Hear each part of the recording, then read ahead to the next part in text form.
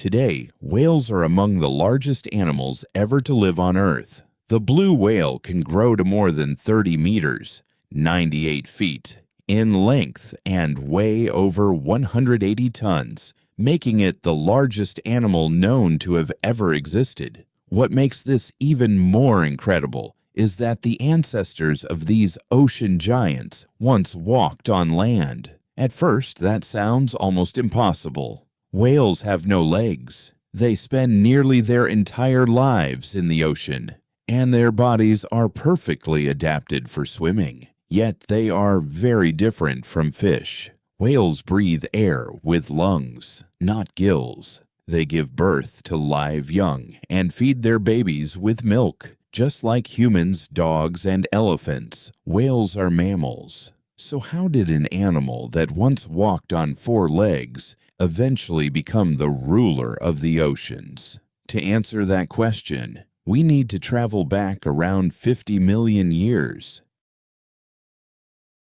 At that time, Earth was much warmer than it is today. Dense forests covered large areas of the planet, while vast river systems, wetlands, and coastal environments created entirely new ecosystems filled with life. It was during this period that a small, 4-legged mammal lived near rivers and lakes. Scientists call this animal Pakicetus. Pakicetus didn't look like a whale at all. It had long legs, could walk comfortably on land, and probably looked more like a slender wolf than any modern marine animal. However, one part of its body immediately caught scientists' attention. The structure of its ear bones was remarkably similar to that of modern whales. This unique feature provided one of the first major clues that Pakicetus was one of the earliest known relatives of today's whales. But why was it spending so much time near the water? The truth is, no one can know with absolute certainty.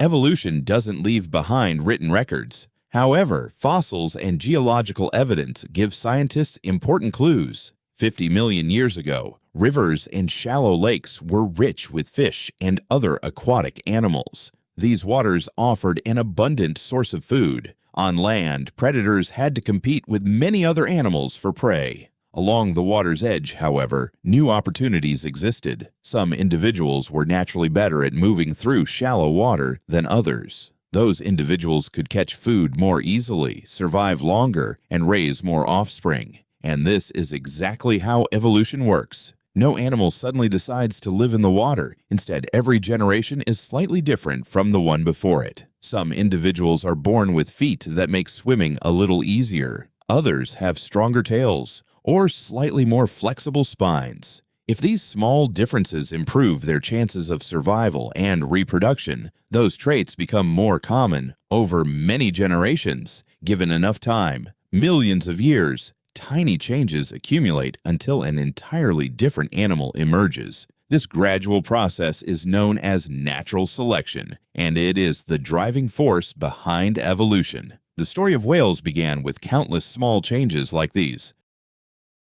Several million years later, another fascinating ancestor appeared. Its name was Ambulocetus, whose name literally means the walking whale. Unlike Pakicetus, Ambulocetus spent much more time in the water while still being capable of walking on land. Scientists believe it hunted in a way similar to modern crocodiles, waiting quietly beneath the surface before launching a surprise attack on its prey. Its body clearly showed that evolution was continuing. Its feet had become better adapted for swimming. Its spine had become more flexible, allowing stronger movement through the water. Its tail also played a larger role in propulsion than before. Generation after generation, these small improvements gave certain individuals an advantage. Those better suited for an aquatic lifestyle survived more often and passed their traits on to their offspring.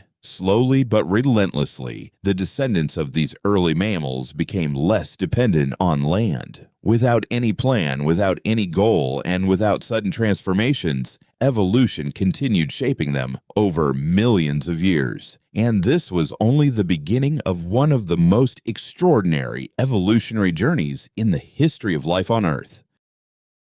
About 47 million years ago, another whale ancestor appeared. Its name was Rodhocetus. Unlike its predecessors, Rodhocetus spent far more time in the water than on land. Its hind legs were still present, but they were no longer as powerful. Its body became longer and more streamlined. Its spine grew more flexible, allowing smoother movement through the water. Perhaps the most important change happened in its tail. Instead of relying mainly on its legs for swimming, Rodhocetus began using powerful up and down movements of its tail. This swimming style is still used by every whale alive today. Another remarkable transformation was taking place. Its nostrils slowly began moving from the front of its snout toward the top of its head. Although this may seem like a small change, it offered a huge advantage. The animal no longer had to lift its entire head out of the water just to breathe. It could surface, inhale quickly, and dive again while using much less energy.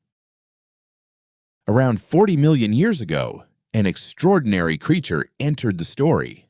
Its name was Basilosaurus. Ironically, its name means king lizard. When its fossils were first discovered, scientists mistakenly believed it was a giant marine reptile. Later discoveries revealed the truth. Basilosaurus was actually one of the earliest fully aquatic whales. It could grow up to 18 meters long. Unlike its ancestors, Basilosaurus lived entirely in the ocean. Returning to land was no longer possible, yet it still carried a fascinating reminder of its past: tiny hind legs. These legs were only about half a meter long and were far too small to support its massive body. Scientists believe they may have helped during mating, but they were completely useless for walking. Over millions of years, structures that were no longer important gradually became smaller. Modern whales still carry tiny pelvic bones hidden inside their bodies. They no longer serve their original purpose, but they remain as silent evidence that whales once walked on land. By around 34 million years ago, whales had become fully adapted to life in the ocean. At this point, their evolutionary journey split into two major groups. One group kept its teeth. These animals eventually gave rise to today's dolphins, orcas, sperm whales, and other toothed whales. The second group followed a completely different path. Instead of teeth, they evolved baleen, rows of flexible keratin plates hanging from the upper jaw. These plates allowed whales to filter enormous amounts of tiny creatures, such as krill, from seawater. This feeding strategy unlocked an incredible new source of energy. Over millions of years, some whales grew larger than any animal had ever grown before.